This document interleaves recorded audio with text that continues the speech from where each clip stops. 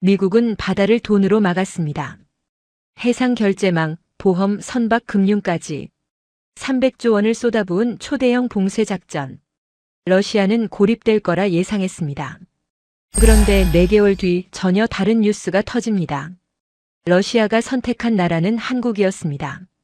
세계 1위 해상 금융을 쥔 미국, 그리고 봉쇄 속에서 기술을 쥔 대한민국. 이 충돌의 끝에서 왜 미국은 세계 2위라는 말을 듣게 됐을까요? 그 충격적인 이야기 바로 들려드리겠습니다. 구독과 좋아요를 눌러주시고 감동의 대한민국 이라고 댓글을 남겨주세요. 저는 클레어 벤닝 해상보험 리스크 모델러입니다. 저는 숫자로 바다를 읽습니다. 스위스 제네바의 노던실드 재보험사에서 15년째 해상 리스크를 계산하고 있죠. 제 손을 거친 모델은 매년 수천억 달러의 보험료를 결정합니다. 저는 제 일에 자부심이 있었어요. 그날도 평범한 아침이었습니다. 컴퓨터 화면에 미국 재무부 발표문이 떴을 때 저는 커피를 마시고 있었죠. 북극 항로 관련 긴급 성명이라는 제목이었습니다. 클릭했습니다. 첫 문장을 읽는 순간 제 손이 멈췄어요. 미국 정부가 북극 항로를 통과하는 모든 선박에 대해 달러 결제 심사를 강화한다는 내용이었습니다. 보험 계약 역시 미국 금융 시스템을 통과해야만 유효하다고 못 박았죠. 사실상 봉쇄였습니다. 저는 속으로 감탄했어요. 완벽한 통제였습니다. 보험이 멈추면 배는 움직일 수 없어요. 법적으로 운항 자체가 불가능하니까요. 북극 항로는 그 어떤 항로보다 위험하죠. 얼음, 블리자드, 구조 불가능 지역, 보험 없이는 단 한 척도 출항할 수 없습니다. 저는 노트에 적었습니다. 이건 완벽한 봉쇄야. 보험이 멈추면 모두 멈춰. 그 순간 제 마음속 깊은 곳에서 묘한 쾌감이 차올랐어요. 통제의 쾌감이었죠. 서방 시스템이 얼마나 정교한지, 얼마나 빈틈없는지를 다시 한번 확인하는 기분이었습니다. 저는 냉정한 사람입니다. 감정은 오류라고 믿었어요. 숫자만이 진실이라고 생각했죠. 그래서 저는 늘 데이터에 의존했습니다. 위성 데이터, 기상 데이터, 항로 데이터, 그 모든 것이 서방 시스템에서 나왔어요. 그날 오후 동료들과 회의가 있었습니다. 유럽 주요 보험사 실무자들이 모였죠. 화상회의 화면에는 런던, 파리, 함부르크에서 접속한 얼굴들이 보였어요. 모두가 미국 발표에 대해 이야기했습니다. 한 독일 쪽 동료가 말했죠. 러시아가 어떻게 반응할지 지켜봐야 해요. 저는 고개를 끄덕였습니다. 그럴 거예요. 하지만 결국 돌아올 수밖에 없어요. 대안이 없으니까요. 그때 프랑스 쪽 동료가 끼어들었어요. 중국은 어떨까요? 중국이 보험 체계를 만들 수도 있잖아요. 저는 웃음이 나왔습니다. 중국이 재보험 시장을 만든다고요? 신뢰도 문제가 있어요. 북극 항로는 국제 표준이 필요합니다. 중국 혼자서는 불가능해요. 회의는 그렇게 끝났죠. 저는 확신했습니다. 미국의 통제는 완벽하다고요. 저는 제 노트에 또 한 줄을 적었어요. 현장 데이터는 언제나 뒤늦다. 그 문장은 제 신념이었습니다.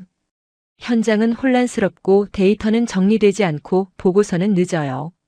반면 우리 같은 분석가들은 위성에서 내려오는 깨끗한 데이터를 다루죠. 정확하고 빠르고 신뢰할 수 있는 데이터요. 저는 그렇게 믿었습니다. 그날 저녁 집으로 돌아가는 길에 뉴스를 봤어요. 북극 항로 관련 긴급 토론이 한창이었죠. 전문가들이 나와서 미국의 결정을 분석했습니다. 한 교수가 말했어요. 이건 단순한 제재가 아닙니다. 북극 항로의 게임 체인저예요. 앞으로 모든 나라가 미국 시스템을 통과해야 합니다. 저는 고개를 끄덕였죠. 맞는 말이었어요. 저는 그 시스템의 일부였습니다. 그리고 그게 자랑스러웠어요. 하지만 그날 밤 제 메일함에 이상한 보고서 하나가 도착했습니다. 러시아 에너지 부문 분석 보고서였어요. 발신자는 모스크바에 있는 협력사였죠. 저는 그냥 지나칠 뻔했습니다. 그런데 제목이 눈에 들어왔어요. 한국조선 및 해양인공지능팀, 러시아와 조용히 접촉 중. 저는 파일을 열었습니다. 보고서는 짧았어요. 한국의 한 조선사와 해양인공지능 운영팀이 러시아 측과 비공식 미팅을 가졌다는 내용이었죠. 구체적인 내용은 없었습니다. 그냥 접촉했다는 사실만 적혀 있었어요. 저는 피식 웃었습니다. 한국이요? 그게 무슨 의미가 있죠? 저는 한국을 잘 알고 있었어요. 조선 강국이라는 건 알죠. 하지만 북극 항로는 다른 문제입니다. 보험, 금융, 국제표준, 그런 건 서방의 영역이에요. 저는 보고서를 닫았습니다. 그냥 보여주기 협상일 거예요. 아시아 국가들이 늘 하는 거죠. 큰 프로젝트에 이름 올리고 싶어 하는 거예요. 저는 그렇게 생각했습니다. 하지만 그날 밤 잠들기 전에 제 머릿속에 작은 의문이 떠올랐어요. 왜 한국일까요? 중국도 아니고 일본도 아니고 왜 한국이죠? 저는 그 생각을 밀어냈습니다. 중요하지 않아요. 미국이 통제하는 시스템에서는 아무것도 바뀌지 않을 테니까요. 저는 그렇게 믿었습니다. 하지만 제 마음 한구석에 작은 불안이 싹 텄어요. 아주 작은, 무시할 수 있을 만큼 작은 불안이었죠. 저는 그걸 느끼지 않으려 했습니다. 그날 밤 저는 7년 전의 기억을 떠올렸어요. 아버지가 돌아가신 날이었습니다. 동남아의 한 항만에서 사고가 났죠. 아버지는 선박기관사였어요. 평생을 바다에서 보낸 분이었습니다. 사고 보고서를 읽었을 때 저는 분노했어요. 안전 규정이 제대로 지켜지지 않았습니다. 서류는 있었지만 현장은 엉망이었어요. 점검 기록은 화려했지만 실제 점검은 이루어지지 않았죠. 그때부터 저는 아시아 현장에 대한 편견을 갖게 됐습니다. 현장은 대충, 보고서는 화려. 그게 제가 본 아시아였어요. 저는 그 기억을 떠올리며 스스로를 달랬습니다. 아시아 현장은 결국 실수한다. 한국도 마찬가지일 거야. 저는 그렇게 믿었습니다. 다음 날 아침 출근하자마자 또 다른 보고서가 도착했어요. 이번엔 싱가포르 쪽 협력사였습니다. 내용은 간단했죠. 러시아 에너지 운영사가 한국 해양 인공지능 시스템에 관심을 보이고 있다는 거였어요. 저는 고개를 저었습니다. 관심이라고요? 그게 뭐가 중요하죠? 하지만 제 손은 그 보고서를 출력하고 있었어요. 저도 모르게 신경이 쓰였던 거죠. 저는 그 보고서를 책상 서랍에 넣었습니다. 나중에 봐야겠어요. 지금은 중요하지 않아요. 하지만 그날 오후 내내 저는 그 서랍을 계속 쳐다봤습니다. 뭔가 놓치고 있는 기분이었어요. 뭔가 제 모델에 포함되지 않은 변수가 있는 것 같았죠. 하지만 저는 그걸 인정하고 싶지 않았습니다. 저는 제 모델을 믿었으니까요. 저는 숫자를 믿었으니까요. 저는 서방 시스템을 믿었으니까요. 그날 저녁 뉴스에서 또 다른 소식이 나왔어요. 미국이 북극 관련 동맹국 회의를 소집한다는 내용이었죠. 캐나다, 노르웨이, 덴마크, 아이슬란드가 참여한다고 했습니다. 저는 안도했어요. 그래요, 이게 맞아요. 서방 동맹이 움직이는 거예요. 하지만 그 뉴스의 마지막 문장이 제 귀를 잡아 끌었습니다. 한국은 이번 회의에 초청받지 못했습니다. 저는 멈췄어요. 왜 그게 뉴스거리죠? 한국이 왜 초대받아야 하죠? 하지만 뉴스 진행자는 계속 말했어요. 한국 외교부는 이에 대해 특별한 반응을 보이지 않았습니다. 저는 이상하다고 느꼈어요. 조용해요. 너무 조용해요. 보통 이런 상황이면 항의하거나 설명을 요구하거나 뭔가 반응을 보이잖아요. 그런데 한국은 침묵했습니다. 저는 그 침묵이 거슬렸어요. 그날 밤 저는 한국에 대해 검색했습니다. 조선업, 해양기술, 인공지능 시스템. 자료가 쏟아졌어요. 저는 놀랐습니다. 생각보다 많았어요. 하지만 저는 고개를 저었죠. 자료가 많다고 다가 아니에요. 중요한 건 실전이에요. 북극은 실험실이 아니니까요. 저는 컴퓨터를 껐습니다. 내일 다시 생각하면 돼요. 하지만 잠들기 전 제 머릿속에는 한 가지 의문이 맴돌았습니다. 왜 한국은 조용할까요? 그건 수능일까요? 아니면 준비일까요? 저는 그 질문에 답하지 못했습니다. 그리고 그날 밤 저는 꿈을 꿨어요. 아버지가 나왔습니다. 아버지는 제게 뭔가 말하려 했지만 저는 듣지 못했어요. 깨어났을 때 제 베개는 젖어 있었습니다. 일주일이 지났습니다. 세계는 미국의 발표로 시끄러웠어요. 언론은 연일 북극 항로 봉쇄를 다뤘죠. 러시아는 공식적으로 반발했습니다. 중국은 대한 모색을 선언했어요. 그런데 한국만 조용했습니다. 저는 매일 아침 뉴스를 확인했어요. 러시아 외무부 성명, 중국 상무부 발표, 유럽 각국 반응, 그 모든 게 쏟아졌죠. 하지만 한국 관련 뉴스는 거의 없었습니다. 저는 그게 당연하다고 생각했어요. 동맹국이니까요. 미국과 한국은 동맹이에요. 반발할 이유가 없죠. 하지만 제 동료 중 한 명이 이상한 말을 했습니다. 너무 조용한 거 아니에요? 저는 반문했죠. 조용한 게 뭐가 이상해요? 그 동료는 고개를 가웃거렸어요. 보통은 뭔가 말을 하잖아요. 지지 성명이라도 내거나 협력 의사를 밝히거나. 그런데 한국은 아무 말도 안 해요. 저는 어깨를 으쓱했습니다. 말할 필요가 없다고 생각하는 거겠죠. 대화는 거기서 끝났어요. 하지만 그날 오후 제 메일함에 또 보고서가 도착했습니다.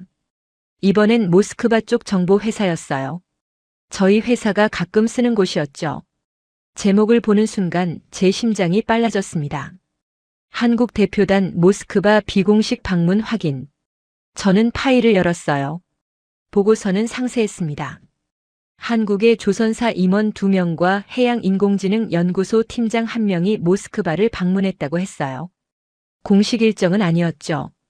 언론에도 보도되지 않았습니다. 하지만 그들은 러시아 에너지 운영사 고위층과 만났어요. 보고서에는 사진도 첨부돼 있었습니다. 흐릿했지만 식별 가능했죠. 한 여성이 눈에 들어왔어요. 30대 후반으로 보이는 안경을 낀 여성이었습니다. 캡션에는 이렇게 적혀 있었어요. 서가윤, 한국해양인공지능 운영팀 리더. 저는 그 이름을 소리내어 읽었습니다. 서가윤. 처음 듣는 이름이었어요. 저는 그 사진을 한참 들여다봤습니다. 서가윤이라는 사람은 표정이 없었어요. 무표정했죠. 하지만 뭔가 단단해 보였습니다. 저는 보고서를 계속 읽었어요.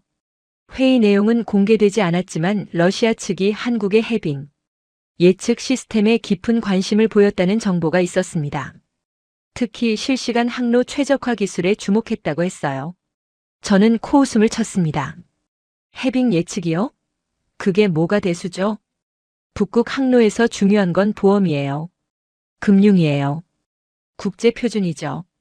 기술 하나 가지고 되는 게 아니에요. 저는 보고서를 프린트했습니다.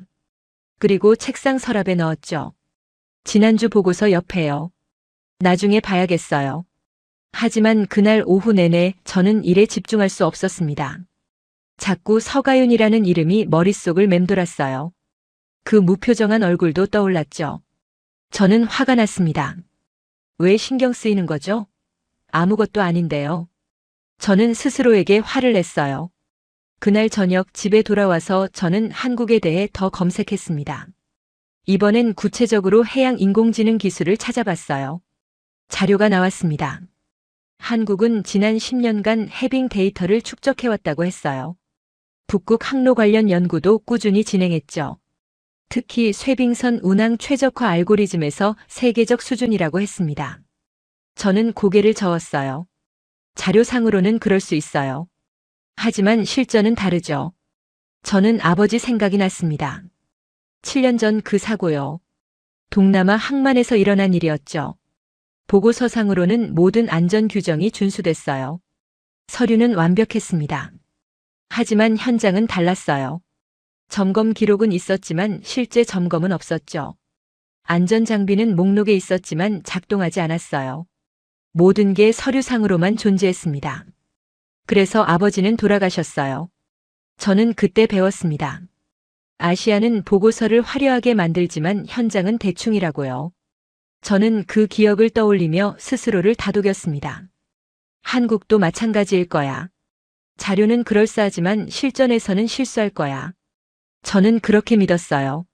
하지만 제 손은 떨리고 있었습니다. 이틀 뒤 회의가 있었어요. 유럽 주요 재보험사 실무진이 모였습니다. 화상회의였죠. 런던, 파리, 함부르크, 암스테르담, 취리히에서 접속했어요.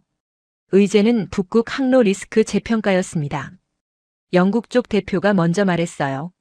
미국의 통제가 강화되면서 리스크가 오히려 줄어들었습니다. 보험료를 조정해야 할 것 같습니다. 다른 이들이 동의했죠. 저도 고개를 끄덕였어요. 맞는 말이었으니까요. 그런데 독일 쪽 대표가 질문을 던졌습니다. 한국 움직임은 어떻게 봐야 할까요? 회의실이 조용해졌어요. 저는 입을 열었습니다.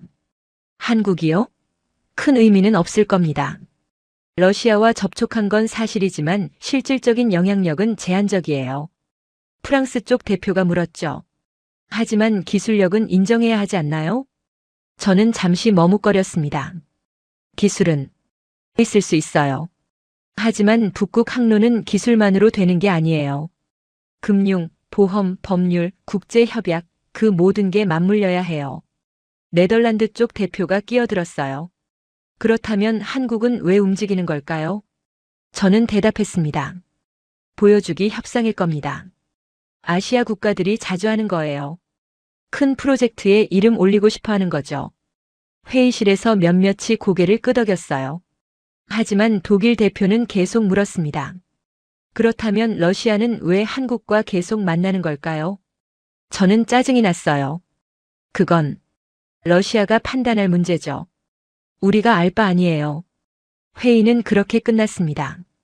하지만 회의가 끝난 뒤 저는 불편했어요. 뭔가 제대로 대답하지 못한 기분이었죠. 그날 밤 저는 또 꿈을 꿨습니다. 아버지가 나왔어요. 아버지는 항구에 서 있었습니다. 그런데 그 항구는 제가 아는 곳이 아니었어요. 얼음으로 둘러싸인 항구였죠. 아버지는 제게 손짓했습니다. 저는 다가가려 했지만 발이 떨어지지 않았어요. 아버지는 뭔가 말했습니다. 하지만 저는 듣지 못했어요. 바람 소리가 너무 컸으니까요. 깨어났을 때 저는 땀에 젖어 있었습니다. 다음 날 아침 출근하자마자 긴급 메일이 와 있었어요. 발신자는 싱가포르 협력사였습니다. 제목은 간단했죠. 한국 해양 AI 시스템 러시아 테스트 해역 투입 예정. 저는 파일을 열었습니다. 보고서는 짧았어요. 하지만 내용은 충격적이었습니다. 러시아가 베링의 일부 구역에서 한국의 해빙 예측 시스템을 시범 운영하기로 했다는 거예요. 실제 항로에 적용한다는 뜻이었죠. 저는 의자에 기댔습니다. 실전이에요. 이건 보여주기가 아니에요. 제 머릿속이 복잡해졌어요. 만약 한국 시스템이 작동한다면요? 만약 정말로 정확하다면요? 저는 고개를 저었습니다. 아니에요. 북극은 예측 불가능해요. 데이터가 아무리 많아도 자연은 변수투성이죠. 저는 스스로를 설득했어요. 하지만 제 손은 또 떨리고 있었습니다. 그날 오후 저는 노아 크로스를 만났습니다. 노아는 미국 국무부에서 파견 나온 사람이었어요. 특별협의단 실무총괄이라는 직함을 달고 있었죠. 42살, 키가 크고 말이 빨랐습니다. 노아는 제 사무실로 찾아왔어요. 클레어, 시간 좀 있어요? 저는 고개를 끄덕였습니다. 노아는 의자에 앉으며 말했어요. 한국 관련 보고서 쓰고 있죠? 저는 놀랐습니다. 어떻게 알았어요? 노아는 웃었어요. 다 알아요. 당신이 한국 움직임을 추적하고 있다는 거. 저는 불편했습니다. 추적이라뇨? 그냥 업무상 확인하는 거예요. 노아는 몸을 앞으로 기울였어요. 좋아요. 그럼 확인한 결과를 보고서에 써요. 한국 리스크를 크게 써야 해요. 저는 눈을 가늘게 떴습니다. 왜요? 노아는 단도직입적으로 말했죠. 워싱턴이 움직여야 하니까요. 한국이 위험하다는 프레임이 필요해요. 저는 화가 났어요. 프레임이요? 저는 사실을 쓰는 사람이에요. 노아는 웃음을 지었습니다. 사실은 해석하기 나름이죠, 클레어. 당신도 알잖아요. 저는 대답하지 않았어요. 노아는 일어서며 말했습니다. 생각해봐요. 당신 보고서가 중요한 결정을 만들 수 있어요. 그리고 그 공로는 당신 것이 될 수도 있죠. 노아는 나갔습니다. 저는 혼자 남았어요. 제 마음속에 분노가 차올랐습니다. 노아는 제 보고서를 이용하려는 거예요. 그리고 공로는 자기가 가져가려는 거죠. 저는 그걸 직감했습니다. 하지만 동시에 제 마음 한구석에서는 유혹이 생겼어요. 만약 제가 한국 리스크를 크게 쓴다면요? 만약 그게 워싱턴을 움직인다면요? 저는 중요한 사람이 될 수 있어요. 저는 고개를 저었습니다. 아니에요. 저는 사실만 써요. 하지만 제 손은 떨렸습니다. 그날 밤 저는 서랍을 열었어요. 한국 관련 보고서들이 쌓여 있었습니다. 일주일 동안 모은 자료들이었죠. 저는 그 자료들을 펼쳤습니다. 그리고 읽기 시작했어요. 천천히 한 줄 한 줄. 읽으면 읽을수록 제 확신은 흔들렸습니다. 한국은 단순히 기술만 파는 게 아니었어요. 운영을 이야기하고 있었죠.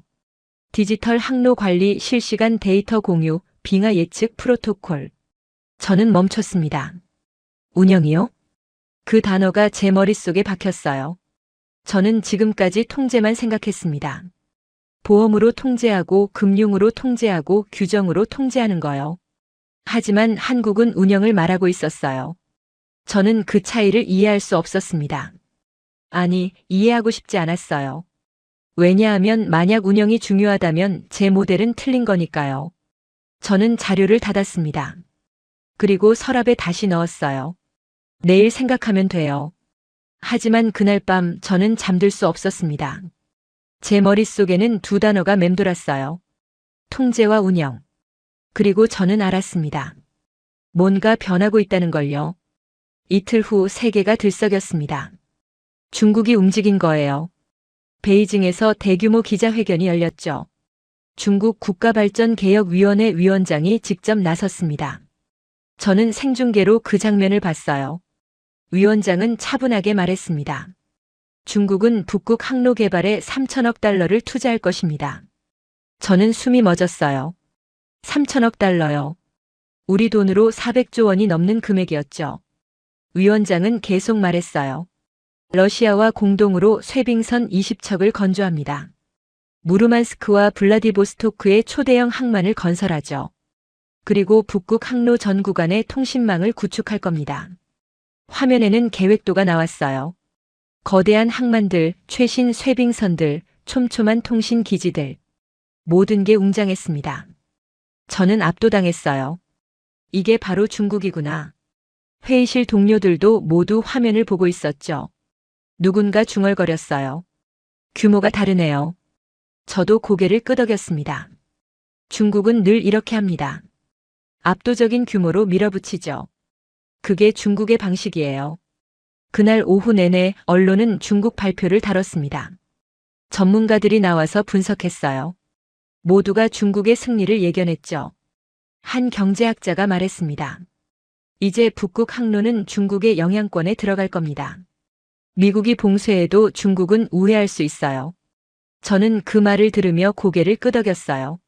맞는 말이었으니까요. 돈이면 다 되는 세상이에요. 중국은 그걸 증명하고 있었죠. 하지만 그날 저녁 이상한 뉴스가 나왔습니다. 러시아 반응이었어요. 러시아 에너지부 장관이 기자회견에서 말했죠. 중국의 제안을 검토하겠습니다. 하지만 우리는 여러 옵션을 열어두고 있습니다. 저는 화면을 응시했어요. 여러 옵션이요? 보통이라면 러시아는 중국 제안에 환호했을 거예요. 3천억 달러면 거절할 이유가 없죠. 그런데 러시아는 유보적이었습니다. 저는 이해할 수 없었어요. 다음 날 아침 제 메일함에 새 보고서가 도착했습니다. 제목은 이랬어요. 한국, 러시아의 북극 디지털 운영체계 제안. 저는 파일을 열었습니다. 보고서는 상세했어요. 한국이 러시아에 제안한 내용이 담겨 있었죠. 항만 건설이 아니었습니다.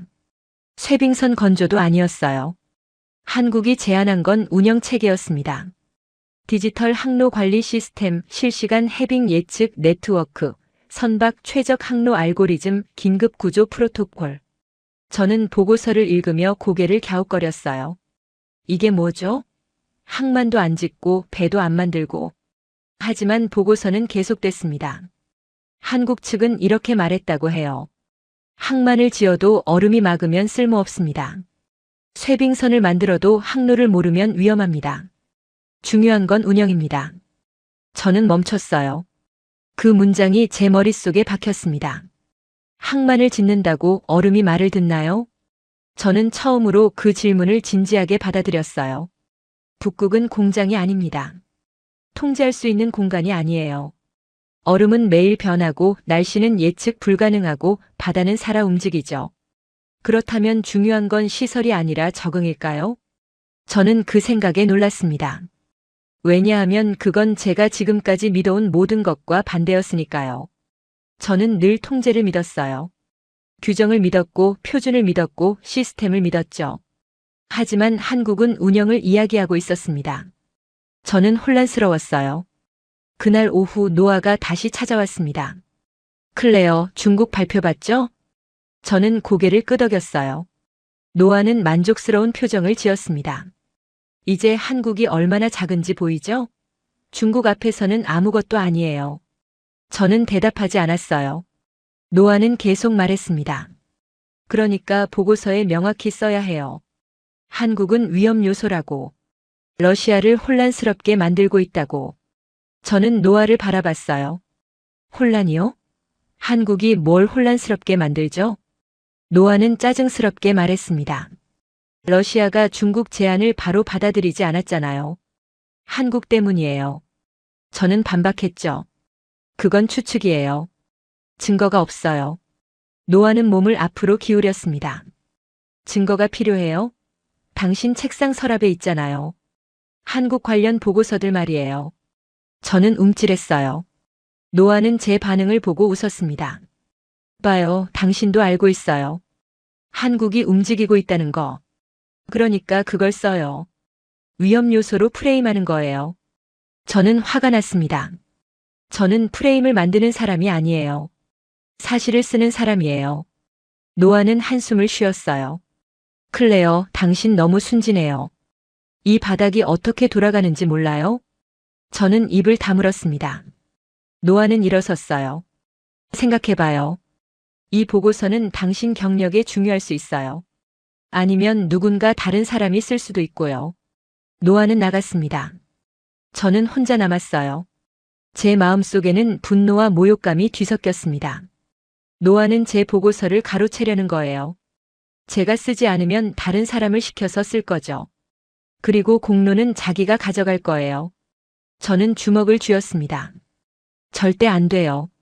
하지만 동시에 저는 고민했어요. 만약 제가 한국 리스크를 크게 쓴다면요? 만약 그게 맞는 방향이라면요?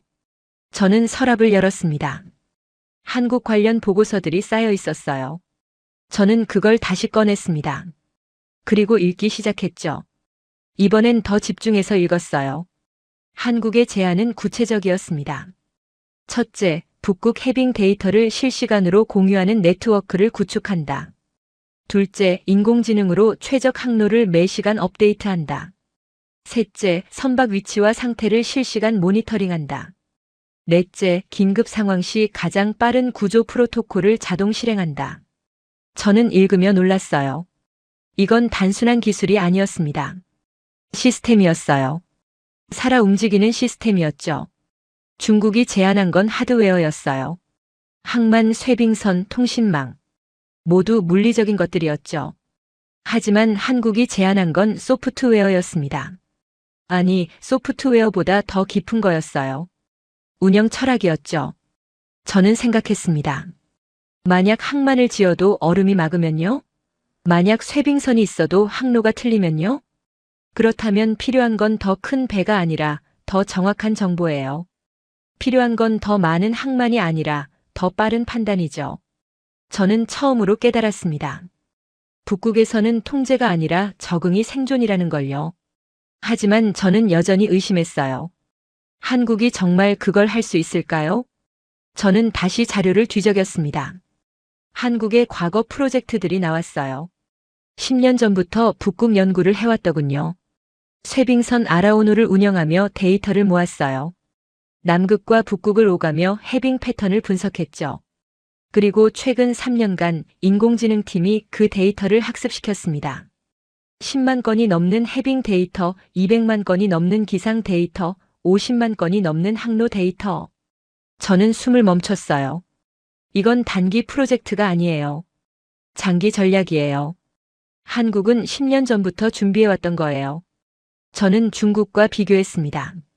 중국은 돈을 쏟아부었어요. 3천억 달러 엄청난 금액이죠. 하지만 한국은 시간을 투자했습니다. 10년 짧지 않은 시간이에요. 저는 어느 쪽이 더 가치 있는지 고민했어요. 그날 저녁 저는 걸으며 생각했습니다. 제네바 호숫가를 천천히 걸었죠. 바람이 차가웠어요. 저는 아버지를 떠올렸습니다. 아버지는 현장 사람이었어요. 서류보다 실전을 믿었죠. 아버지는 늘 말했어요. 바다는 서류를 읽지 못한다. 저는 그 말을 이해하지 못했어요. 어렸을 때는요. 하지만 지금은 알 것 같았습니다. 아버지가 원했던 건 화려한 보고서가 아니었어요. 작동하는 시스템이었죠. 안전 규정이 서류에만 있으면 소용없어요. 현장에서 작동해야 의미가 있죠. 저는 멈췄습니다. 그렇다면 한국이 말하는 운영이란 건 현장에서 작동하는 시스템이란 뜻일까요? 저는 떨렸어요. 왜냐하면 만약 그게 맞다면 제가 지금까지 믿어온 모든 게 틀린 거니까요. 저는 제 모델을 떠올렸습니다. 제 모델은 위성 데이터에 기반했어요. 깨끗하고 정리되고 표준화된 데이터였죠. 하지만 현장은 어질러져 있어요. 예측 불가능하고 변수투성이고 혼란스럽죠. 그렇다면 제 모델은 현실을 반영하지 못하는 걸까요? 저는 두려웠습니다. 그날 밤 집에 돌아와서 저는 컴퓨터를 켰어요. 그리고 제 모델을 열었습니다. 화면에는 북극 항로 리스크 계산식이 떴어요. 제가 3년 동안 만든 모델이었죠. 저는 그 식을 한참 들여다봤습니다. 변수가 보였어요. 기온, 풍속, 해빙 면적, 항로 거리, 선박 속도. 모두 중요한 변수들이에요. 하지만 빠진 게 있었습니다. 운영이 없었어요. 선원 구조 프로토콜이 없었고 실시간 판단 시스템이 없었고 적응 능력이 없었어요. 저는 깨달았습니다. 제 모델은 정적이에요. 고정된 값들을 계산하죠. 하지만 북극은 동적이에요. 매 순간 변하죠. 저는 키보드에 손을 올렸습니다. 그리고 새 변수를 입력하려 했어요. 하지만 멈췄습니다. 뭘 입력해야 할지 몰랐으니까요. 운영을 어떻게 숫자로 바꾸죠? 적응을 어떻게 공식으로 만들죠? 저는 할 수 없었어요.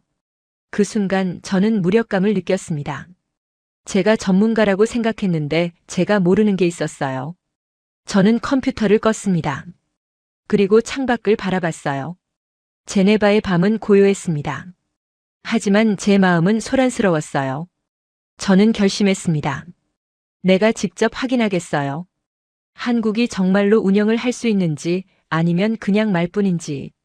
저는 숫자로 증명해 보이겠어요. 한국이 틀렸다는 걸요. 아니면 제가 틀렸다는 걸요. 일주일 후 폭탄이 터졌습니다. 워싱턴에서 비공식 메시지가 전달됐어요. 언론에는 나오지 않았죠. 하지만 저희 같은 업계 사람들은 다 알았습니다. 미국이 한국에 경고를 보낸 거예요. 내용은 간단했습니다. 러시아와 북극 관련 기술 협력을 진행할 경우 제재를 검토하겠다. 저는 그 소식을 듣고 안도했어요. 드디어 끝나는구나. 한국이 아무리 기술이 좋아도 미국 제재를 견딜 순 없어요. 한국 경제는 수출 의존도가 높죠. 미국과의 관계가 틀어지면 감당할 수 없습니다. 저는 확신했어요. 한국은 물러날 거예요. 선택의 여지가 없으니까요. 그날 오후 회의가 있었습니다. 유럽 재보험사 실무진이 모였죠. 모두가 미국 경고에 대해 이야기했어요. 영국 쪽 대표가 말했습니다. 이제 정리됐네요. 한국은 손 뗄 겁니다. 다른 이들도 동의했어요. 저도 고개를 끄덕였죠. 당연해요. 합리적 선택이에요. 하지만 독일 대표가 질문을 던졌습니다. 그렇다면 러시아는 중국을 선택할까요? 회의실이 조용해졌어요. 프랑스 대표가 대답했죠. 그럴 수밖에 없죠. 다른 대안이 없으니까요. 저는 동의했습니다. 맞아요. 이제 중국의 3천억 달러가 움직일 거예요. 회의는 그렇게 끝났어요. 저는 사무실로 돌아왔습니다. 책상에 앉아서 저는 안도의 한숨을 쉬었어요. 끝났어요.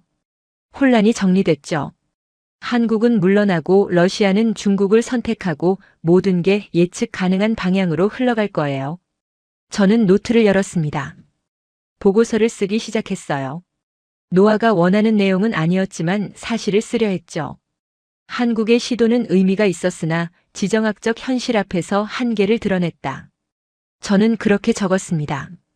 하지만 그 문장을 쓰면서 제 마음 한구석이 불편했어요. 왜일까요? 저는 한국이 물러나는 게 당연하다고 생각했는데 왜 불편할까요? 저는 고개를 저었습니다. 감정은 오류예요. 사실만 보면 돼요. 저는 계속 보고서를 썼습니다. 그날 저녁 6시 제 휴대폰이 울렸어요. 모스크바 협력사에서 온 긴급 메시지였습니다. 러시아 에너지부 긴급 기자회견 예정. 15분 후. 저는 컴퓨터로 생중계를 켰어요. 화면에는 러시아 에너지부 회견장이 보였습니다. 기자들이 빽빽이 들어차 있었죠. 러시아 에너지부 장관이 단상에 올랐어요. 일리아 자하로프라는 사람이었습니다. 41살 냉철한 표정의 남자였죠. 일리아는 원고를 보지 않고 말했습니다. 러시아 연방정부는 북극 항로 디지털 운영 파트너를 공식 선정했습니다. 저는 숨을 멈췄어요. 파트너는 대한민국입니다. 제 심장이 쿵 내려앉았습니다. 뭐라고요? 화면 속 일리아는 계속 말했어요. 한국의 해양 인공지능 시스템과 실시간 항로 최적화 기술을 북극 전 구간에 적용할 것입니다. 계약 기간은 15년, 기술 이전 조건 없이 운영권을 한국에 위임합니다. 저는 의자에 주저앉았습니다. 믿을 수 없었어요. 미국이 경고했는데요. 제재를 검토한다고 했는데요. 그런데 한국은 물러나지 않았어요. 아니, 러시아가 한국을 선택했어요. 제 머릿속이 하얘졌습니다. 화면 속에서 기자들이 질문을 쏟아냈어요. 중국 제안은 어떻게 됐습니까? 일리아는 단호하게 대답했습니다. 중국의 투자는 환영합니다. 하지만 운영은 다른 문제입니다. 북극은 자본이 아니라 정확성이 생명입니다. 다른 기자가 물었죠. 미국 반응을 예상하셨습니까? 일리아는 잠시 멈췄다가 말했어요. 우리는 러시아의 이익을 따릅니다. 한국의 시스템이 가장 정확하다는 판단입니다. 회견이 끝났습니다. 저는 화면을 멍하니 바라봤어요. 제 예측이 완전히 빗나갔습니다. 한국은 물러나야 했어요. 합리적으로는요. 하지만 한국은 물러나지 않았어요. 그리고 러시아는 중국이 아니라 한국을 선택했죠. 저는 이해할 수 없었습니다. 중국은 3천억 달러를 제시했어요. 항만, 쇄빙선 모든 걸 지어주겠다고 했죠. 그런데 왜 한국이죠? 저는 떨리는 손으로 마우스를 잡았어요. 그리고 러시아 에너지부 공식 발표문을 찾았습니다. 문서를 열었죠. 거기에는 선정 이유가 적혀 있었어요. 첫째, 한국의 해빙 예측 정확도가 98%로 세계 최고 수준. 둘째, 실시간 항로 업데이트 시스템이 기존 방식 대비 사고율을 60% 감소. 셋째, 10년간 축적한 북극 데이터가 신뢰성을 보장. 넷째, 기술 종속 없이 공동 운영 가능한 파트너십 구조. 저는 그 문장들을 한 줄 한 줄 읽었어요. 그리고 깨달았습니다. 러시아는 돈이 아니라 정확성을 선택한 거예요. 시설이 아니라 시스템을 선택한 거죠. 통제가 아니라 운영을 선택한 거예요. 저는 숨이 막혔습니다. 제 모델에는 이런 변수가 없었어요. 정확성, 신뢰성, 파트너십. 그런 건 숫자로 환산할 수 없죠. 하지만 러시아는 그걸 선택했습니다. 저는 제 노트를 봤어요. 아까 쓴 문장이 눈에 들어왔습니다. 한국의 시도는 의미가 있었으나 지정학적 현실 앞에서 한계를 드러냈다. 저는 그 문장을 지웠습니다. 제가 틀렸어요. 한국은 한계를 드러낸 게 아니었어요. 새로운 길을 연 거였죠. 저는 처음으로 두려움을 느꼈습니다. 제 모델에 빈칸이 있다는 공포였어요. 제가 놓친 게 있다는 공포였죠. 제가 이해하지 못하는 세계가 있다는 공포였습니다. 저는 휴대폰을 들었어요. 동료들에게 메시지가 쏟아지고 있었죠. 모두가 충격받은 상태였어요. 한 동료가 물었습니다. 이게 말이 돼요? 다른 동료가 답했죠. 미국이 가만히 있을까요? 저는 대답하지 않았어요. 대신 저는 생각했습니다. 왜 중국이 아니라 한국일까요? 그 질문이 제 머릿속을 떠나지 않았어요. 답을 찾아야 했습니다. 그날 밤 저는 잠들 수 없었어요. 침대에 누워서 천장을 바라봤습니다. 제 머릿속에는 일리아의 말이 맴돌았어요. 북극은 자본이 아니라 정확성이 생명입니다. 그 문장이 무슨 뜻일까요? 저는 생각했습니다. 북극에서는 오차가 곧 사망이에요. 얼음 두께를 잘못 예측하면 배가 갇히죠. 항로를 틀리게 잡으면 조난당합니다. 돈으로 항만을 지어도 배가 그곳에 도착하지 못하면 소용없어요. 돈으로 쇠빙선을 만들어도 어디로 가야 할지 모르면 의미 없죠. 결국 필요한 건 정보예요. 정확한 실시간 신뢰할 수 있는 정보. 그리고 한국은 그걸 가지고 있었던 거예요. 저는 떨렸습니다. 왜냐하면 이제 이해했으니까요. 한국은 처음부터 다른 게임을 하고 있었던 거예요. 중국은 하드웨어 게임을 했어요. 누가 더 많이 짓나, 누가 더 크게 만드나. 미국은 통제 게임을 했죠. 누가 규칙을 정하나, 누가 허락하나. 하지만 한국은 운영 게임을 했습니다. 누가 더 정확하나, 누가 더 안전하나. 그리고 북극에서는 운영이 이긴 거예요. 저는 이불을 걷어찼습니다. 그리고 책상으로 갔어요. 컴퓨터를 켰습니다. 제 모델을 열었죠. 그리고 보기 시작했어요. 제대로 보기 시작했습니다. 제 모델의 변수들을 하나하나 점검했어요. 기온, 풍속, 해빙 면적. 모두 맞는 변수들이에요. 하지만 빠진 게 있었습니다. 현장 데이터 업데이트 주기가 없었어요. 선원 안전 프로토콜이 없었죠. 긴급 대응 시간이 없었습니다. 제 모델은 정적 리스크만 계산했어요. 고정된 위험 요소들이죠. 하지만 북극은 동적이에요. 매 순간 변하는 위험이 있죠. 저는 깨달았습니다. 제 모델은 출발 전 리스크만 본 거예요. 하지만 진짜 리스크는 항해 중에 생기죠. 그리고 항해 중 리스크를 줄이는 건 운영이에요. 저는 키보드에 손을 올렸습니다. 새 변수를 입력하려 했어요. 하지만 멈췄습니다. 저는 운영을 모델링할 수 없었어요. 왜냐하면 저는 운영을 이해하지 못했으니까요. 저는 한 번도 현장에 가본 적이 없었어요. 위성 데이터만 봤죠. 보고서만 읽었어요. 숫자만 다뤘습니다. 하지만 운영은 현장이에요. 저는 할 수 없었습니다. 저는 컴퓨터를 껐어요. 그리고 창밖을 바라봤습니다. 제네바의 밤하늘에는 별이 보였어요. 저는 아버지를 떠올렸습니다. 아버지는 현장 사람이었어요. 배 위에서 평생을 보냈죠. 아버지는 숫자를 믿지 않았어요. 감각을 믿었습니다. 바람의 방향, 파도의 높이, 엔진의 소리. 그게 아버지의 데이터였어요. 그리고 그 데이터는 살아있었죠. 저는 처음으로 인정했습니다. 저는 아버지를 이해하지 못했어요. 왜 서류보다 현장을 믿는지, 왜 보고서보다 경험을 신뢰하는지. 하지만 이제 조금 알 것 같았어요. 현장은 변하니까요. 서류는 고정돼 있지만 현장은 살아 움직이니까요. 그리고 살아 움직이는 걸 다루는 게 운영이니까요. 저는 결심했습니다. 현장을 봐야겠어요. 한국을 직접 가봐야겠어요. 운영이 뭔지 제 눈으로 확인해야겠어요. 저는 다음 날 아침 비행기표를 예약했습니다. 서울행 티켓이었어요. 노아에게는 말하지 않았습니다. 이건 제 선택이에요. 제가 확인하고 싶은 거니까요. 비행기 출발까지 이틀이 남았습니다. 저는 그 이틀 동안 한국에 대해 공부했어요. 조선업, 해양기술, 인공지능 시스템. 읽으면 읽을수록 저는 놀랐습니다. 한국은 조용히 준비해왔더군요. 10년 전부터요. 언론에 크게 알리지 않고 화려한 발표 없이 그냥 묵묵히 데이터를 모았어요. 북극을 오가며 남극을 다니며 해빙을 측정했죠. 그리고 그 데이터로 시스템을 만들었습니다.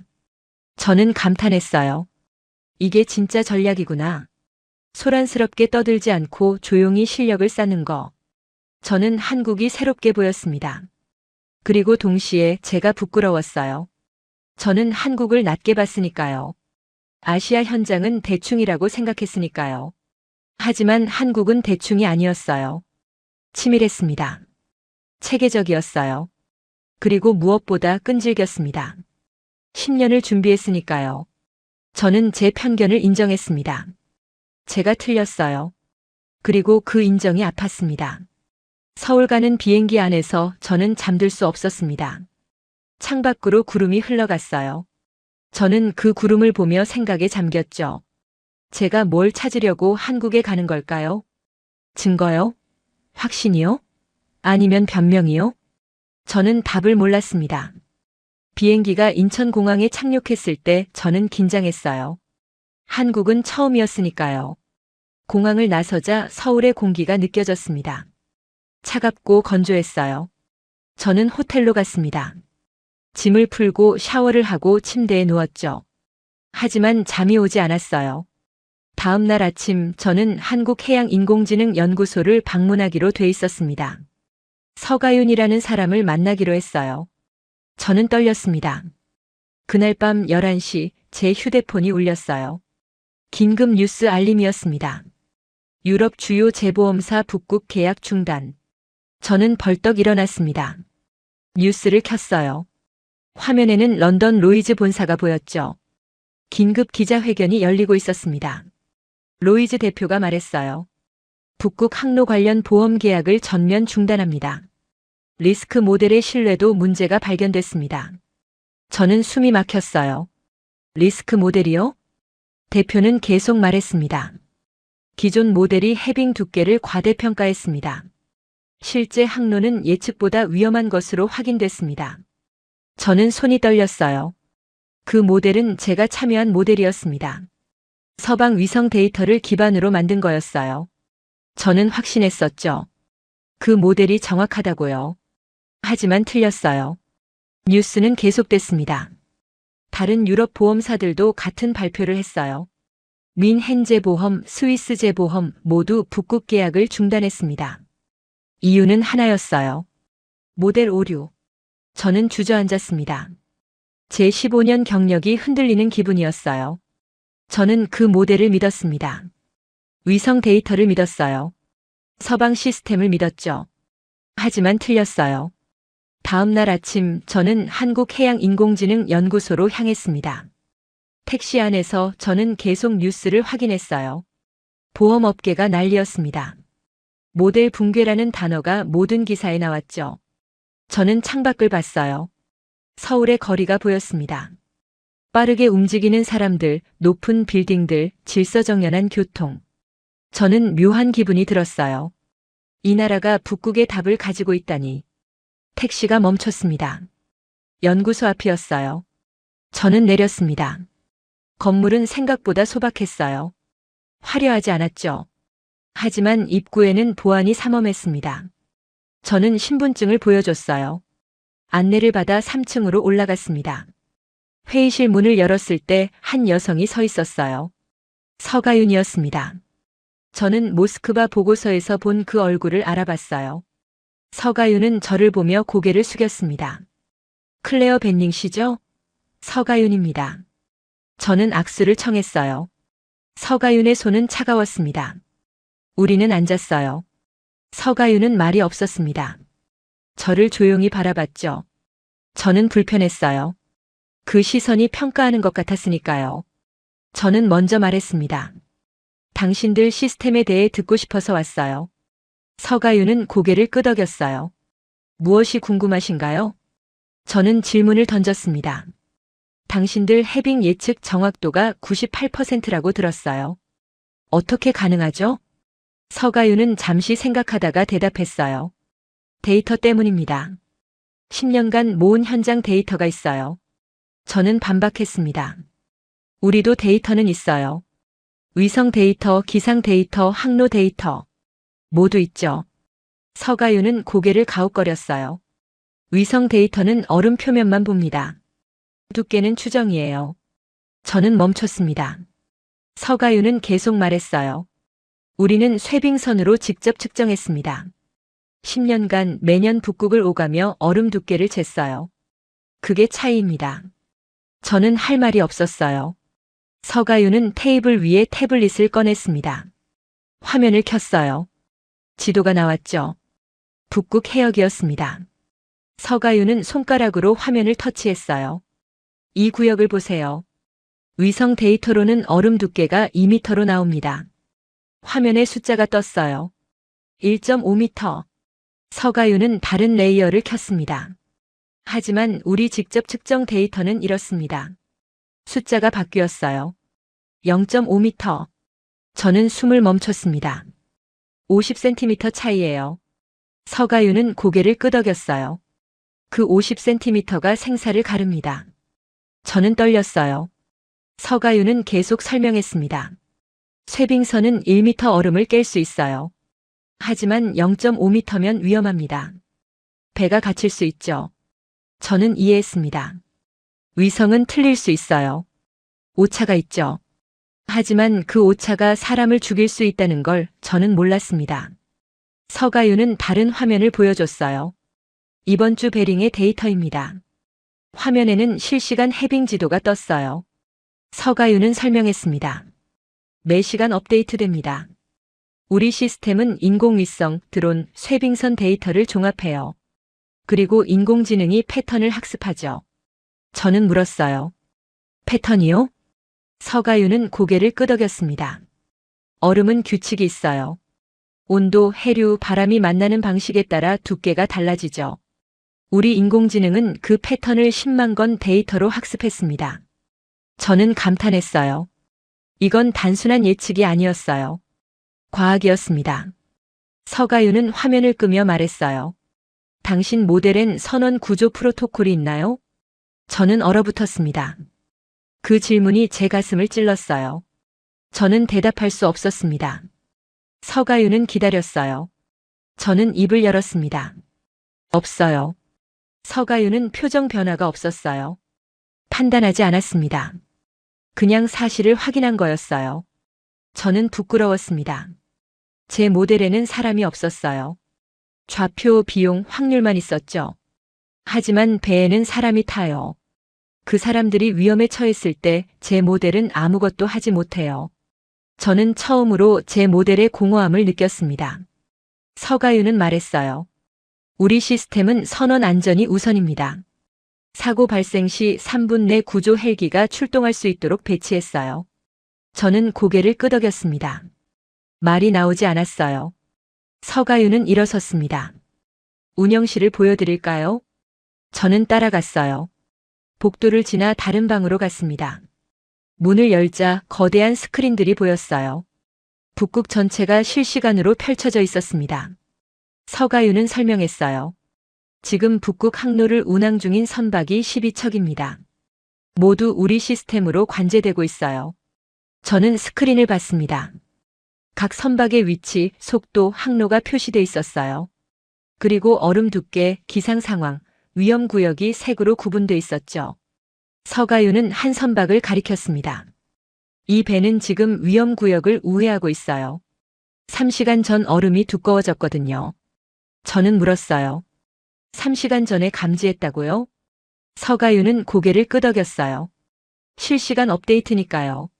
저는 감탄했습니다. 제 모델은 하루 단위로 업데이트됐어요.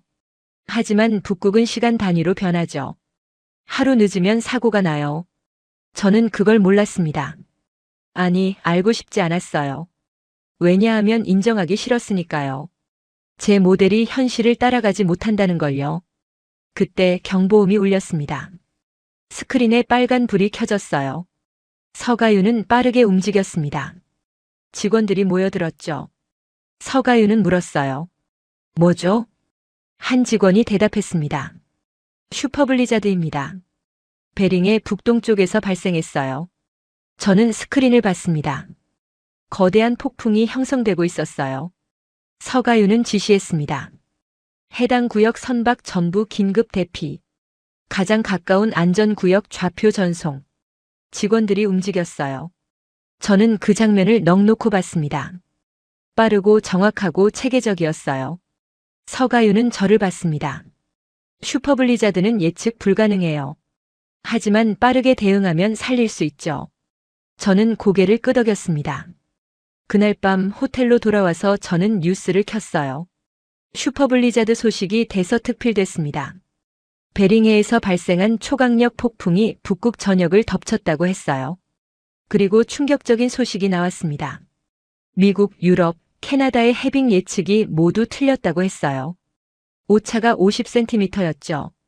하지만 한국 시스템은 맞았습니다. 정확히 예측했어요. 뉴스 진행자가 말했습니다. 러시아 정부가 공식 발표했습니다. 실시간 수치화해 항로에 적용 가능한 나라는 대한민국이 유일하다고요. 저는 화면을 멍하니 바라봤어요. 제 편견이 무너지는 소리가 들렸습니다. 저는 한국을 낮게 봤어요. 아시아 현장은 대충이라고 생각했죠. 하지만 틀렸어요. 한국은 대충이 아니었습니다. 가장 정밀했어요. 가장 정확했어요. 가장 안전했습니다. 저는 침대에 앉았어요. 그리고 아버지를 떠올렸습니다. 아버지가 원했던 게 이거였을까요? 화려한 서류가 아니라 작동하는 시스템. 거칠애가 아니라 현장의 안전. 저는 처음으로 이해했습니다.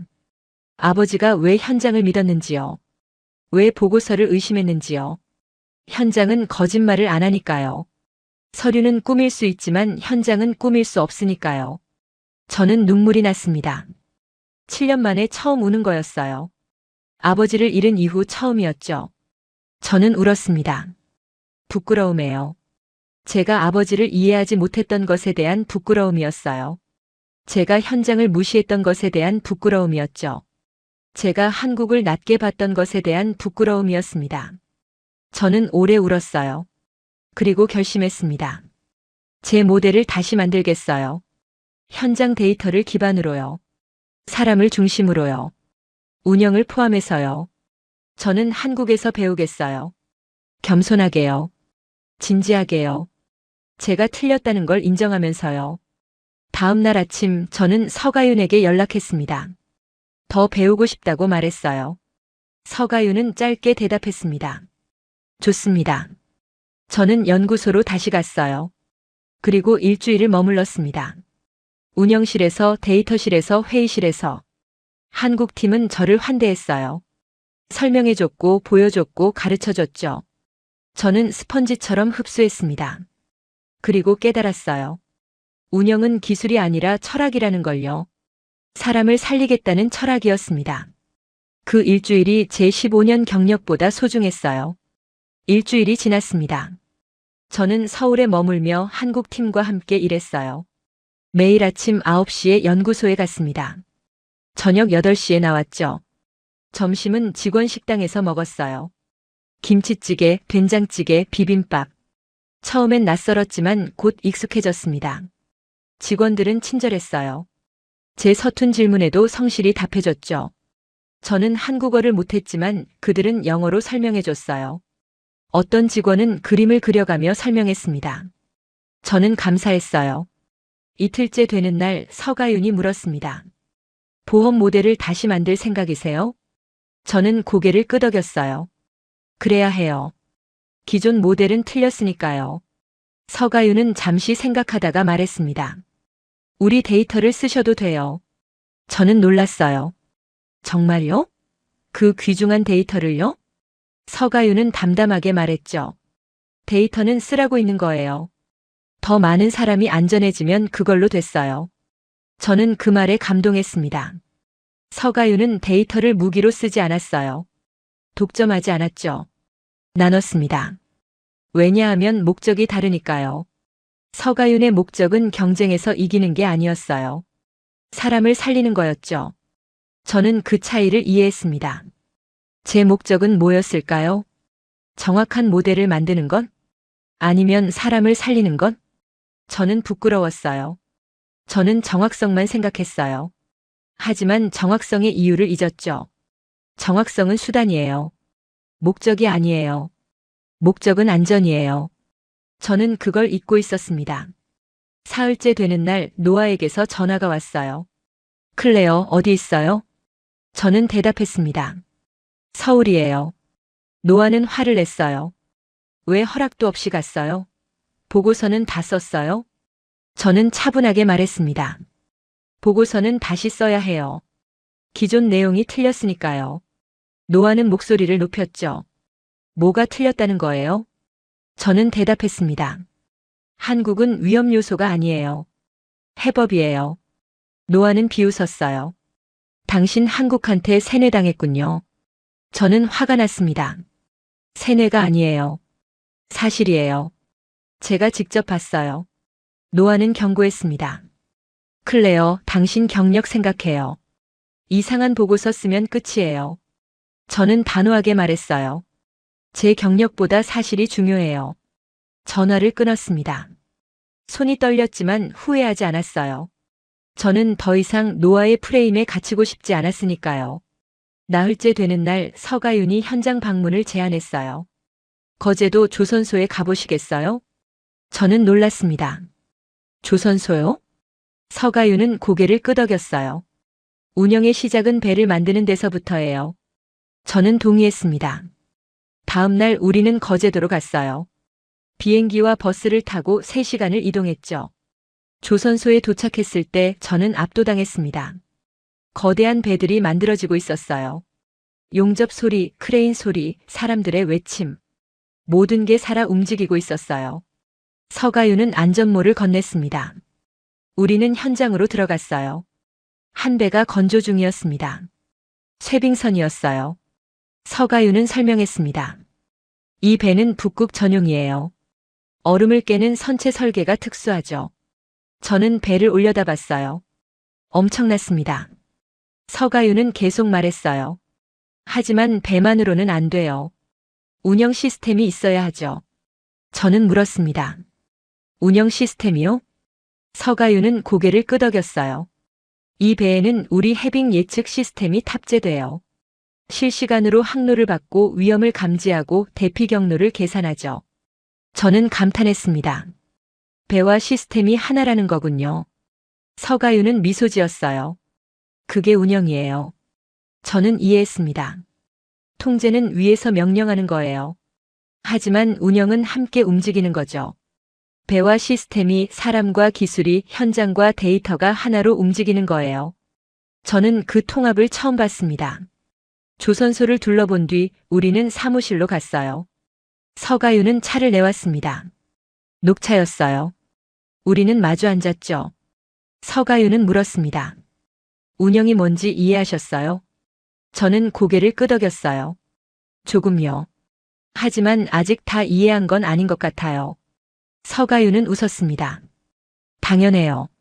10년 걸렸으니까요. 저는 놀랐어요. 10년이요? 서가윤은 고개를 끄덕였습니다. 이 시스템을 만드는데 10년 걸렸어요. 데이터 모으고 알고리즘 개발하고 현장 테스트하고 모든 게 시간이 필요했죠. 저는 감탄했습니다. 10년이라는 시간은 짧지 않아요. 그 시간 동안 포기하고 싶은 순간도 많았을 거예요. 하지만 한국은 포기하지 않았어요. 묵묵히 해냈죠. 저는 물었습니다. 왜 그렇게 오래 준비했어요? 서가윤은 잠시 생각하다가 대답했어요. 북극은 기회니까요. 하지만 준비 없이 가면 재앙이에요. 그래서 우리는 천천히 확실하게 준비했어요. 저는 고개를 끄덕였습니다. 그게 한국의 방식이구나. 화려하지 않게 조용히 하지만 확실하게. 서가윤은 계속 말했어요. 우리는 경쟁하려 한 게 아니에요. 운영하려 한 거예요. 그리고 운영이 기준이 됐죠. 저는 그 말에 전율했습니다. 운영이 기준이 됐다. 그게 바로 러시아가 한국을 선택한 이유였어요. 중국은 규모를 제시했지만 한국은 기준을 제시했죠. 그리고 기준은 오래 남아요. 시설은 낡지만 기준은 계속 쓰이죠. 저는 깨달았습니다. 한국은 단기 승리가 아니라 장기 영향력을 노린 거예요. 그리고 성공했죠. 저는 서가윤에게 물었습니다. 앞으로 계획은 뭐예요? 서가윤은 차분하게 대답했어요. 북극 항로를 안전하게 만드는 거예요. 그게 전부예요. 저는 그 단순함에 감동했습니다. 서가윤은 지배하려 하지 않았어요. 독점하려 하지 않았죠. 그냥 안전하게 만들려는 거였어요. 그게 목표의 전부였습니다. 저는 부끄러웠어요.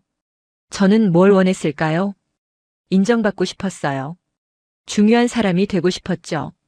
하지만 서가윤은 그런 거 신경 안 썼어요. 일만 했죠. 제대로 된 일을요. 저는 배워야 했습니다. 일주일째 되는 날 저는 서울로 돌아왔어요. 그리고 보고서를 쓰기 시작했습니다. 새로운 보고서였어요. 제목은 이랬어요. 북극 항로 리스크 재평가 마이너스 운영 중심 모델의 필요성. 저는 모든 걸 솔직하게 썼습니다. 기존 모델의 한계, 한국 시스템의 우수성, 운영 철학의 중요성. 그리고 제 편견에 대해서도 썼어요.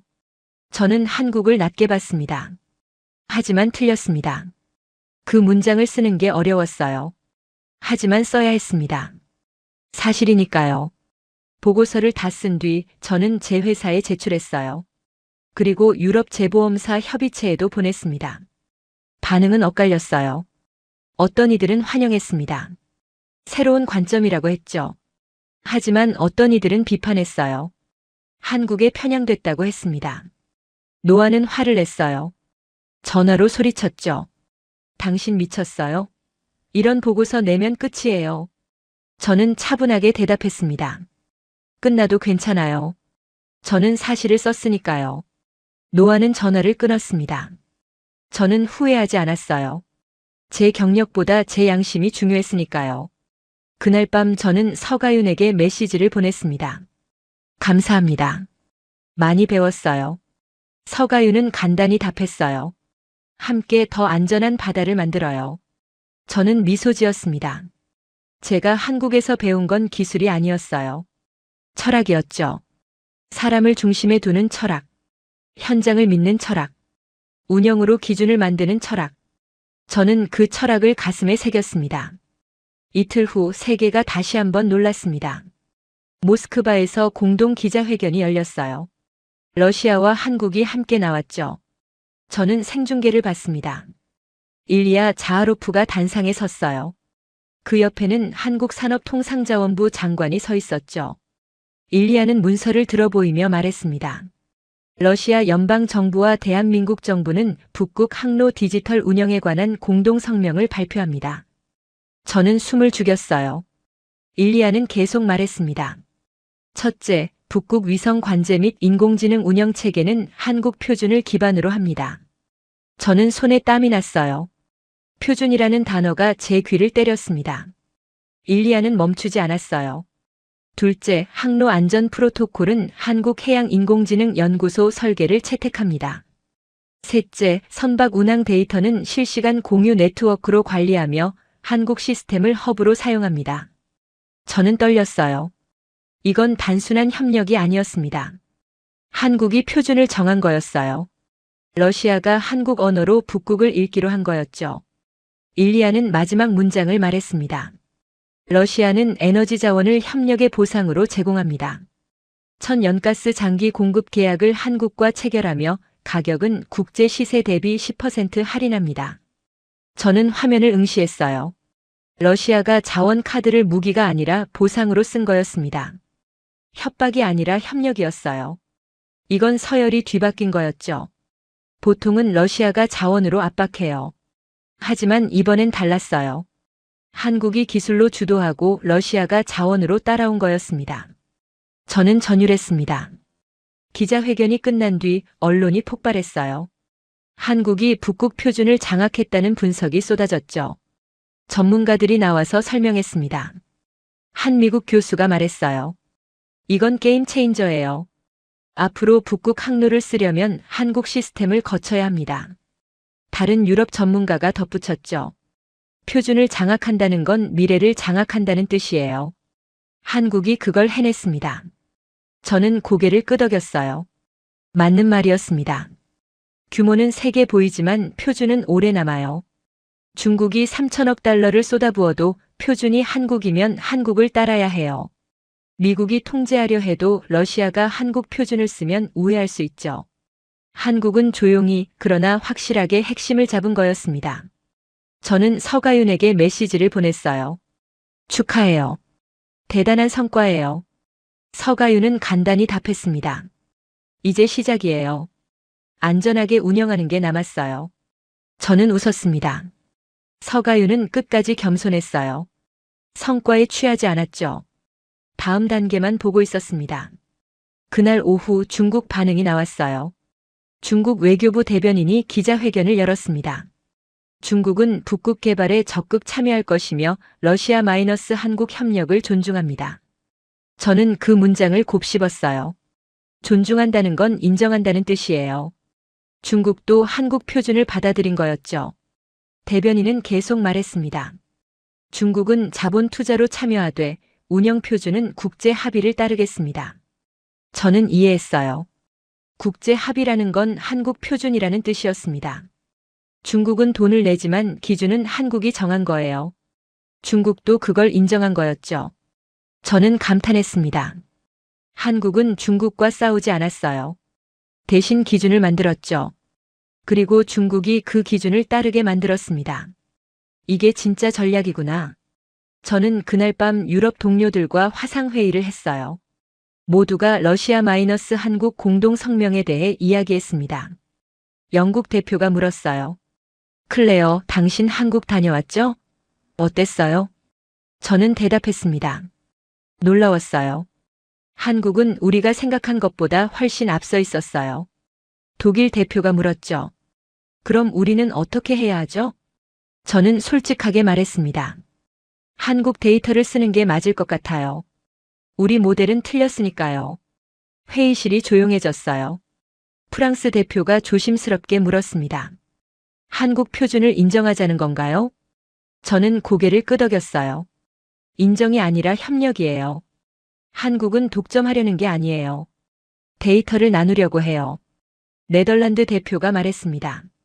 하지만 우리 자존심은요? 저는 단호하게 말했어요. 자존심보다 안전이 중요해요. 사람 목숨이 걸린 문제예요. 회의실이 다시 조용해졌습니다. 영국 대표가 한숨을 쉬었어요. 클레어 말이 맞아요. 우리 모델이 틀렸으니 인정해야죠. 다른 이들도 하나둘 동의했습니다. 그날 회의는 그렇게 끝났어요. 유럽 재보험사들이 한국과 협력하기로 한 거였습니다. 저는 안도했어요. 이제 북극이 조금 더 안전해질 거예요. 며칠 후 한국에서 소식이 왔습니다. 유럽 재보험사 대표단이 서울을 방문한다고 했어요. 저도 초대받았습니다. 저는 다시 서울로 갔어요. 이번엔 혼자가 아니었습니다. 동료들과 함께였죠. 서가윤이 우리를 맞았어요. 환영합니다. 우리는 일주일 동안 한국 팀과 협력 방안을 논의했습니다. 데이터 공유, 모델 통합, 공동 연구. 한국은 모든 걸 열어놨어요. 독점하지 않았죠. 서가윤은 말했습니다. 안전은 경쟁이 아니에요. 협력이에요. 저는 그 말에 깊이 공감했습니다. 마지막 날 우리는 공동 기자회견을 열었어요.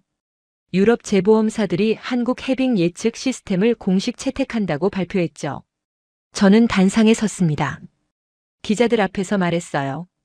우리는 한국의 운영 철학을 배웠습니다. 앞으로 북극보험은 한국 데이터를 기반으로 할 것입니다. 박수가 나왔어요. 저는 서가윤을 봤습니다. 서가윤은 미소 지었어요. 조용하지만 따뜻한 미소였죠. 저는 그 미소가 좋았습니다. 회견이 끝난 뒤 저는 서가윤과 차를 마셨어요. 서가윤은 물었습니다. 이제 뭘 하실 거예요? 저는 대답했어요. 제 모델을 완전히 바꿀 거예요. 운영 중심으로요. 서가윤은 고개를 끄덕였습니다. 도와드릴 수 있어요. 저는 감사했어요. 고마워요. 함께하고 싶어요. 우리는 악수했습니다. 저는 느꼈어요. 이게 새로운 시작이라는 걸요. 한국과 유럽이 경쟁이 아니라 협력으로 북극을 안전하게 만드는 거였어요. 그날 밤 저는 호텔 방에서 생각했습니다. 제가 한국에 처음 왔을 때 저는 의심으로 가득했어요. 한국이 정말 할 수 있을까? 아니면 그냥 말뿐일까?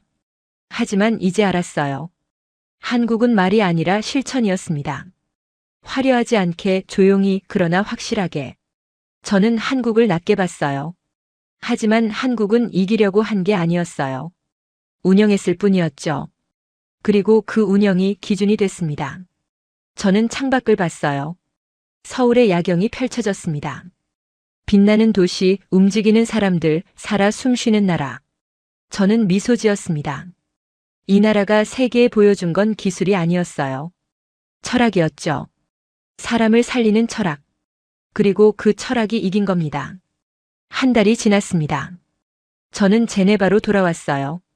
하지만 예전의 제가 아니었습니다. 제 책상에는 한국 데이터가 쌓여 있었어요.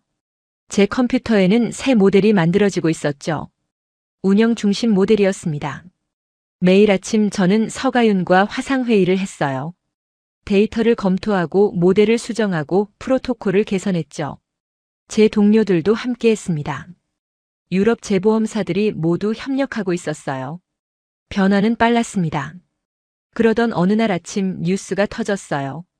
스위스 제네바 국제해양안전기구가 발표를 했습니다. 극한 환경 운영 능력 평가 지수를 공개한 거였어요. 저는 화면을 켰습니다. 발표자가 말했어요. 배치 속도 지수 1위는 대한민국입니다. 저는 숨을 멈췄어요. 발표자는 계속 설명했습니다.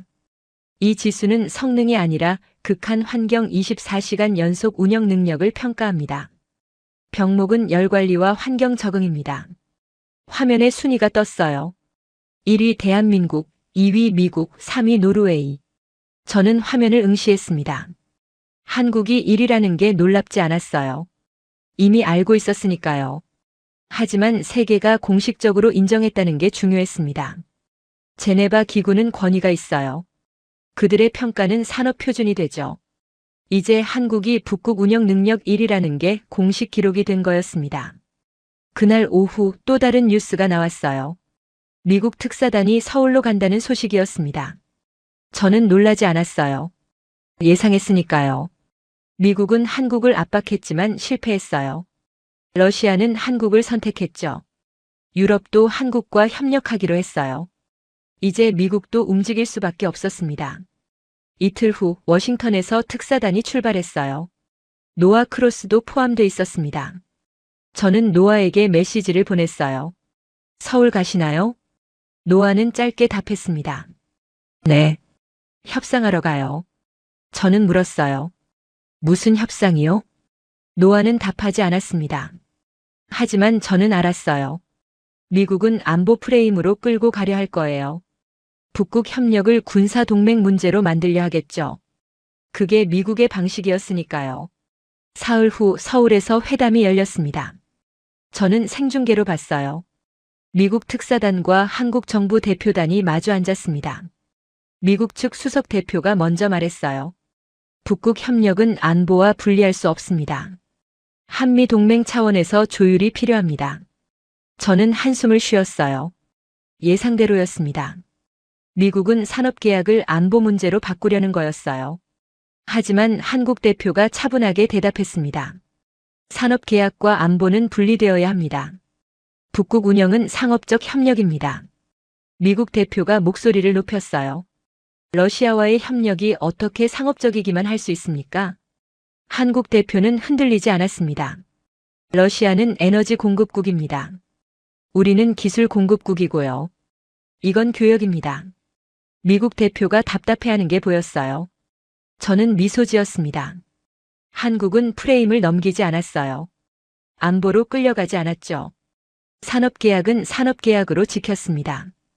회담은 이틀 동안 계속됐어요. 미국은 압박했지만 한국은 흔들리지 않았습니다. 그리고 마지막 날 한국이 문서를 내밀었어요. 한국 대표가 말했습니다. 북극 협력 원칙을 명확히 하겠습니다. 산업계약과 안보를 분리합니다. 이 문서에 서명해 주시기 바랍니다. 미국 대표는 난처해했어요. 서명하지 않으면 협상이 결렬되는 거였죠. 하지만 서명하면 한국 원칙을 인정하는 거였어요. 미국 대표는 잠시 고민하다가 서명했습니다. 저는 화면을 보며 감탄했어요. 한국은 밀어붙이지 않았어요. 대신 원칙을 세웠죠. 그리고 미국이 그 원칙을 따르게 만들었습니다. 이게 진짜 협상이구나. 회담이 끝난 뒤 공동 기자회견이 열렸어요. 한국 대표가 말했습니다. 한미 양국은 북극 협력에서 건설적 파트너십을 유지하기로 했습니다. 미국 대표도 말했죠. 우리는 한국의 기술력을 높이 평가하며 협력을 환영합니다. 저는 그 문장을 곱씹었어요. 환영한다는 건 인정한다는 뜻이었습니다. 미국도 한국을 인정한 거였어요. 저는 전율했습니다. 한국은 미국과 싸우지 않았어요. 대신 인정받았죠. 그날 밤 제 휴대폰에 메시지가 왔습니다. 서가윤이었어요. 내일 중요한 발표가 있어요. 보시면 좋을 것 같아요. 저는 답했습니다. 무슨 발표예요? 서가윤은 답했죠. 15년 전 문서예요. 저는 궁금했습니다. 15년 전이요? 다음 날 아침 한국 정부가 기자회견을 열었어요. 산업통상자원부 장관이 나왔습니다. 장관은 오래된 문서 한 장을 들어보였어요. 이것은 2009년에 작성된 북극 장기 전략 문건입니다. 저는 화면에 집중했습니다. 장관은 계속 말했어요. 당시 우리는 북극을 미래 기회로 봤습니다. 하지만 단기 진출이 아니라 장기 준비를 선택했죠. 화면에 문서 내용이 떴어요. 북극의 싱가포르 전략이라는 제목이었습니다. 장관이 설명했어요. 싱가포르는 자원이 없지만 물류 허브가 됐습니다. 우리는 북극에서 그 역할을 하기로 했어요. 운영 허브가 되기로요. 저는 숨이 막혔습니다. 15년 전부터 계획했다는 거예요? 장관은 문서를 읽었습니다. 우리는 조용히 준비한다. 데이터를 모으고 기술을 개발하고 신뢰를 쌓는다. 그리고 필요한 순간에 제시한다. 저는 전율했어요. 한국은 즉흥이 아니었어요. 15년 전략이었죠. 조용한 전략, 긴 호흡, 확실한 실행. 장관은 마지막 문장을 읽었습니다. 우리는 경쟁하지 않는다. 필요가 되면 된다. 저는 그 문장에 소름이 돋았어요. 경쟁하지 않는다. 필요가 되면 된다. 그게 한국의 전략이었습니다. 중국처럼 크게 떠들지 않고 미국처럼 압박하지 않고 그냥 묵묵히 준비했어요. 그리고 필요한 순간에 유일한 선택지가 됐죠. 저는 감탄했습니다. 이게 진짜 국가 전략이구나. 그날 오후 또 다른 발표가 나왔어요. 유럽 주요 보험사들이 북극 계약을 재개한다고 했습니다. 재개 기준은 한국 데이터 체계였어요. 한국 해빙 예측 시스템을 공식 모델로 채택한다고 했죠. 저도 그 발표에 참여했습니다. 저는 기자들 앞에서 말했어요. 우리는 과거 모델의 한계를 인정합니다. 앞으로 한국 시스템을 기반으로 보험을 재설계할 것입니다. 기자들이 질문을 쏟아냈어요. 한 기자가 물었습니다. 한국에 종속되는 건 아닙니까? 저는 단호하게 대답했어요. 종속이 아니라 협력입니다. 한국은 데이터를 나누고 우리는 보험을 제공해요. 서로 필요한 관계죠. 다른 기자가 물었습니다. 미국은 어떻게 반응할까요? 저는 웃었어요. 미국도 이미 인정했어요. 한국과 협력하기로 했죠. 기자회견이 끝났습니다. 저는 안도했어요. 이제 북극이 안전해질 거예요.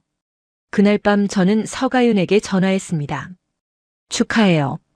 정말 대단해요. 서가윤은 차분하게 답했어요. 아직 시작이에요. 실제 운영이 중요하죠. 저는 웃었습니다. 서가윤은 끝까지 겸손했어요. 저는 물었습니다. 다음은 뭐예요? 서가윤은 잠시 생각하다가 대답했어요. 더 안전하게 만드는 거예요. 계속요. 저는 고개를 끄덕였습니다. 저도 함께 할게요. 우리는 전화를 끊었어요. 저는 창밖을 봤습니다. 제네바의 밤하늘에는 별이 빛나고 있었어요.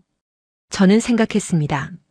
제가 한국에 처음 갔을 때 저는 확인하러 갔어요. 한국이 정말 할 수 있는지요. 하지만 돌아올 때 저는 배우고 왔습니다. 운영이 뭔지, 철학이 뭔지, 전략이 뭔지. 한국은 저에게 가르쳐 줬어요. 조용히, 친절하게, 확실하게. 저는 감사했습니다. 마지막 날 저는 뉴스를 봤어요. 거제 조선소 야간 풍경이 나왔습니다. 용접 불빛이 밤하늘을 밝히고 있었어요. 다음 세대 쇄빙선이 만들어지고 있었죠. 해설자가 말했습니다. 한국은 멈추지 않습니다. 다음 국면을 준비하고 있어요. 저는 미소 지었습니다. 그게 한국이에요. 멈추지 않는 나라. 조용하지만 확실한 나라. 운영으로 기준을 만드는 나라. 저는 마지막으로 노트를 펼쳤어요. 그리고 한 문장을 적었습니다. 나는 한국을 낮게 봤다.